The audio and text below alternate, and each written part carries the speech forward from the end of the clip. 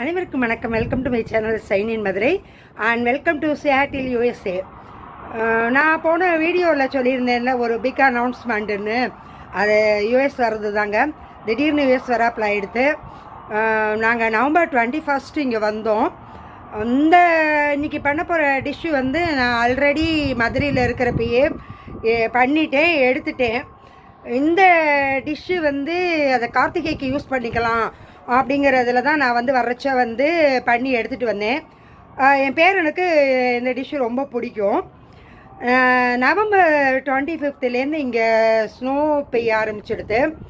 பொதுவாக சியாட்டிலில் ரொம்ப பனி இருக்காதான்.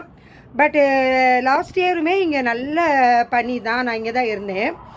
இப்போ ஃபஸ்ட்டு ஸ்னோ மழை கணக்கில் பெய்ய ஆரம்பிச்சிடுது. நான் அந்த வீடியோ கூட இதில் அட்டாச் பண்ணுறேன். சியாட்டிலில் முடிகிற அளவுக்கு நான் விலாக் எடுக்கலாம் அப்படின்னு நினச்சிக்கிட்டு இருக்கேன். அது சந்தர்ப்பம் சூழ்நிலையெல்லாம் எப்படி இருக்குன்னு எனக்கு தெரியலை. பட் இந்த டிஷ்ஷு நான் ஆல்ரெடி பண்ணினதுனால ஓகே, கார்த்திகை அன்றைக்கி நம்ம அப்லோட் பண்ணி பார்ப்போம் அப்படின்னு சொல்லிட்டு நான் எடுத்து வச்சுருக்கேன். பொதுவாக பணியாரங்கிறது காமனாக ஒரு 15 இயர்ஸ்க்கு முன்னாடி யார் வீட்லேயும் அவ்வளோவா பண்ண மாட்டோம். பட் ஒரு பாஸ்ட் 15 இயர்ஸாக எல்லார் வீட்டில், எல்லா ஹோட்டலில், எல்லா இடத்துலையுமே பணியாரம் ஒரு இட்லி தோசை கணக்கில் ஆகிடுது. எல்லார் வீட்லேயும் பண்ணுறாங்க. பட் பொதுவாக நான் ரொம்ப பண்ண மாட்டேன். ஆனால் ஒரு பணியார சட்டி வாங்கி கிட்டத்தட்ட ஒரு 10 இயர்ஸ் ஒரு நான்ஸ்டிக்கு சூப்பரான சட்டி வாங்கி அப்படியே வச்சுருந்தேன். அதை கிட்டத்தட்ட ஒரு 4 இயர்ஸாக யூஸ் பண்ணவே இல்லை. கார்த்திகைக்கு அப்போ எங்கள் அம்மா எல்லாமே பண்ணி கொடுத்துருவாங்க. நான் அதை ஜஸ்ட் ஆஃபீஸ் போயிட்டு சாமி கும்பிட்டுட்டு அதை டிஷ்ஷெல்லாம் சாப்பிட்ருவோம். ஒரு 5-6 வருஷத்துக்கு முன்னாடி நான் கார்த்திகைக்கு ஒரு இனிப்பு அப்பம், ரவா அப்பம் இன்றைக்கி பண்ண போகிற டிஷ்ஷு பண்ணலாம் சொல்லிவிட்டு எல்லாம் மாவெல்லாம் ரெடி பண்ணி சட்டியெல்லாம் போட்டு பண்ணுறதுக்கு ஆரம்பித்த உடனே ஒன்று கூட வாய்க்கவே இல்லை. சட்டியில் போட்ட உடனே எல்லாம் கலைஞ்சு போயிடுது. இங்கே சேட்டியில் இன்றைக்கி -3 டிகிரி. நான் -3 டிகிரியில் இருந்துட்டு தான் வெளியே கொஞ்சோண்டு சூரியன் வந்தது. அதுலேருந்து தான் நான் இப்போ ஷூட் எடுக்கிறேன். பயங்கர காற்று, அப்படியே காற்று அடிக்குது. உங்களுக்கு தெரிஞ்சிருக்கும், ஷேக் ஆகும்னு நினைக்கிறேன். வீடியோ கையெல்லாம் நடுங்கிறாப்பில் இருக்குது. அத்தனை குளிர்.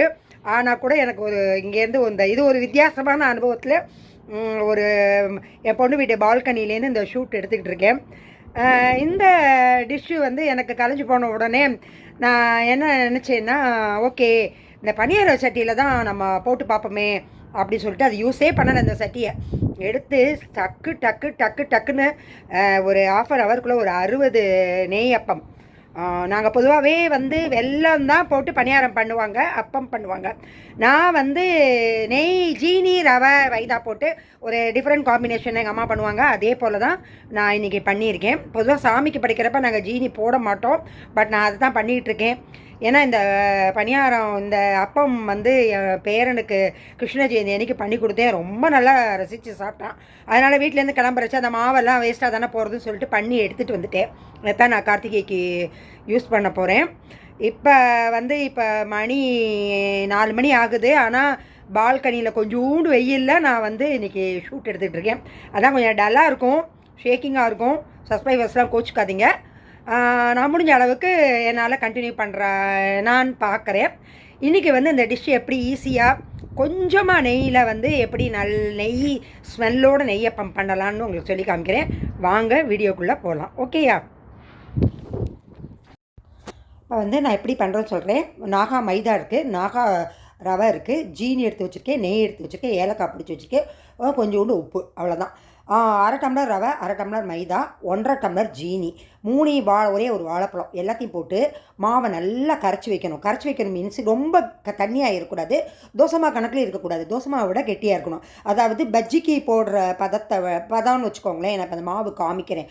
அந்த மாவை நல்லா கலந்து கிட்டத்தட்ட பாருங்கள், நான் கன்சிஸ்டன்சி காமிக்கிறேன். இப்படி இருக்கணும், உங்களுக்கு எடுத்து ஊற்றுறாப்பில் இருக்கணும். அதே சமயத்தில் ரொம்ப தண்ணியாக இருக்கக்கூடாது. எல்லாம் கலந்து 1/2 ஹவர் ஊற வச்சிடணும். 1/2 ஹவர் ஊற வச்சுட்டு இந்த கன்சிஸ்டன்சியில் எடுத்து வெறும் பணியார சட்டியை போட்டு அதில் ஒவ்வொரு ஸ்பூன் ஒவ்வொரு குழியிலையும் கரெக்டாக ஒவ்வொரு ஸ்பூன் மட்டும் நெய்யை விட்டு இந்த பணியாரத்தை போட்டு எடுத்துட வேண்டியதுதான். இதை போல் சிம்பிளஸ்ட்டு பண்ணுறாப்புல டிஷ்ஷு உலகத்துலேயே வேறு எதுவுமே இருக்காது. அவ்வளோ ஸ்வீட்டாக இருக்கும். வெளியே வச்சு சாப்பிட்டா 15 days சாப்பிட்லாம். நம்ம ஃப்ரிட்ஜுக்குள்ளே வச்சு சாப்பிட்டா கிட்டத்தட்ட 1 month சாப்பிடலாம். ஃப்ரிட்ஜில் எடுத்து அப்புறம் அவனில் சூடு பண்ணி கூட நீங்கள் சாப்பிட்டுக்கலாம். சூப்பராக லட்டு கணக்கில் வருங்க. அதான் குட்டி குட்டியாக வரும். கிட்டத்தட்ட 1/2 hour நான் வந்து ஒரு 60 பணியாரம் பண்ணியிருந்தேன். நெய் வந்து ஒரு 50 ml தாங்க நெய் ஆகும். நல்ல நெய் ஃப்ரெஷ்ஷாக வாங்கி எடுத்துக்கோங்க.